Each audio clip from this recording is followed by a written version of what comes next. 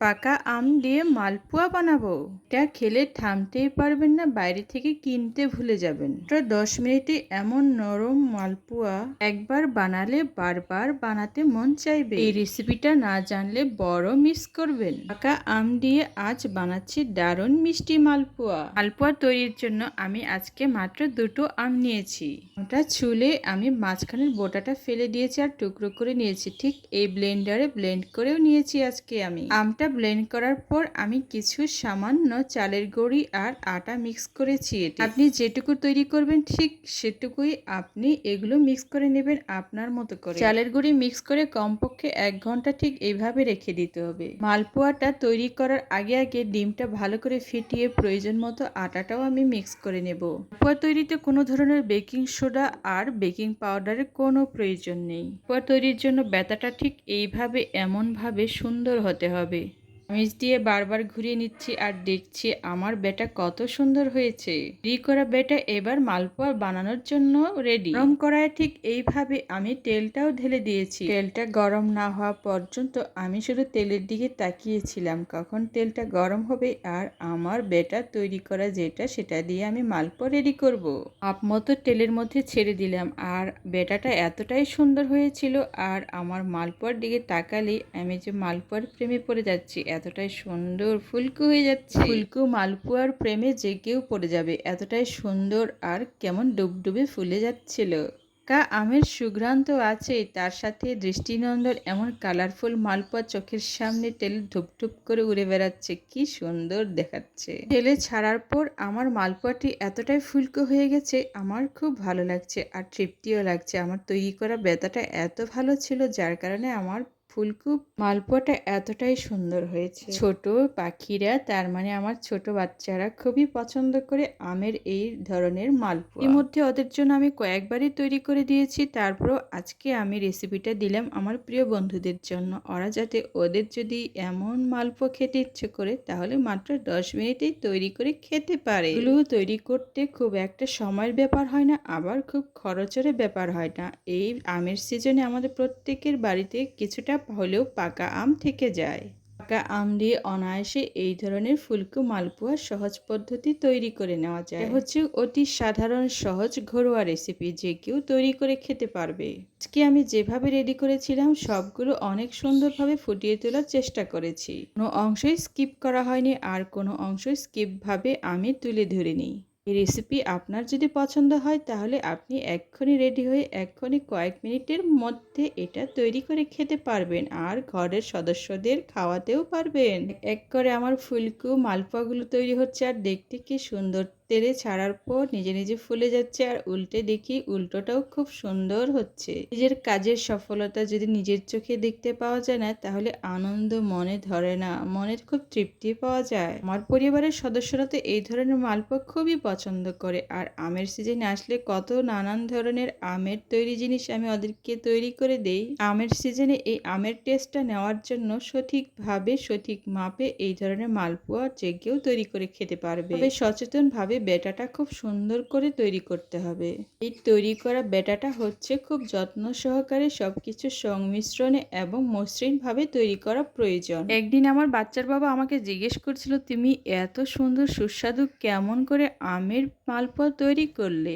আমি ভাবলাম এই ধরনের অনেক সহজ আর সুন্দর রেসিপি কেন আমি আমার বন্ধুদের সাথে শেয়ার না করি, তাহলে ওরাও এমন করে তৈরি করে খেতে পারবে। এবারে সদস্যরা আনন্দের সাথে অতি উৎসাহের সাথে জিজ্ঞেস করবে তাদেরকেও কেমন এত মজার রেসিপি তৈরি করলে। একটা একটা করে তৈরি করছি আর খুব মনে তৃপ্তি পাচ্ছি। আর আজকে আমার বাচ্চারা তো অনেক মজা করে খাবে, বলবে আরও মাঝে মধ্যে তৈরি করে দিও মা। বাচ্চারা এতটা উৎসাহের সাথে খাবারটা গ্রহণ করে আমার খুবই ভালো লাগে। এটাটা ছেড়ে দেওয়ার পর সাইডে কিছু সামান্য পরিমাণে যদি লেগে থাকে সেগুলো চামচ দিয়ে উঠিয়ে নেওয়া যায়। আমি তো শুধুমাত্র আম, চিনি আর ডিম দিয়ে করেছি, আর আপনার যদি আরও বেশি কিছু অ্যাড করার ইচ্ছে থাকে তাহলে করতে পারেন। এটার মধ্যে নারকেল কুড়িয়েও আপনি ব্যবহার করতে পারেন, তবে আমার কাছে এটা খুব মজাদার মনে হয়েছে। এটা এতটাই তুলতুলে নরম হয় আমের কারণে আর খেতে এত টেস্টিফুল হয়। পরিবারকে সবসময় মজাদার আর টেস্টিফুল খানা যদি উপহার দিতে পারি তাহলে মনে শান্তি লাগে। বাচ্চাদের বিকেলের নাস্তা হিসেবে ব্যবহার করা যায়, আবার যে কোনো সময় ওরা হাতের কাছে নিয়ে এটা ঘুরে ঘুরে খেতেও পারে। যারা খুব উৎসাহের সাথে এটা খেয়ে থাকে। যে বাচ্চাদের খাবারের প্রতি অনীহা, তাদের মুখে রুচি ফিরিয়ে আনার জন্য এই ধরনের খাবার শুধু অতুলনীয় বলবো না, অসাধারণ একটা ব্যাপার। এই আমের সিজনে আমকে প্রক্রিয়াকরণ করে কত সুন্দর সুন্দর খাবার যে তৈরি করা যায় কল্পনার অতীত। যদি আমার ভিডিও রেগুলার দেখে থাকেন তাহলে বুঝবেন আমি আমের তৈরি আরো নতুন নতুন খাবার আপনাদের জন্য নিশ্চয়ই উপহার দেব। আম দিয়ে নানান ধরনের টেস্টিফুল খাবার তৈরি করা যায়। খাবারটা বাচ্চাদের এতটা মুখরোচক, বাচ্চারা খুবই পছন্দ করে আর বারবার বলতে থাকে, মা এটা কিন্তু আমাদের জন্য আবার তৈরি করে দিও। যার বাবা বলছিল যে মুখে দেওয়া মাত্রই যেন গলে যাচ্ছে, এতটাই নরম। বাচ্চার বাবা আমাকে জিজ্ঞেস করছিল, তুমি কি এখানে বেশি করে ডিম দিয়েছো আর খাবার সোডা দিয়েছো নাকি বেকিং পাউডার দিয়েছো? আরে না না, এটা হচ্ছে অর্গানিকভাবে আমি তোমার জন্য তৈরি করে দিয়েছি। আমি বললাম, তুমি নিশ্চিন্তে খেতে পারো। আসলে পুরুষ মানুষেরা খুব একটা আম খেতে চায় না, আর আম খাওয়ার মতো সময় ওদের হাতে নেই। যদি এই ধরনের খাবার ওদেরকে দেওয়া যায়, এক ধারে দুই ধরনের খাবার ওদেরকে দেওয়া হলো, এই পুষ্টিকর খাবার ওরা গ্রহণ করতে পারলো। বাবাকে এই পুষ্টিকর খাবার দিতে পেরে আমার খুবই ভালো লাগছে।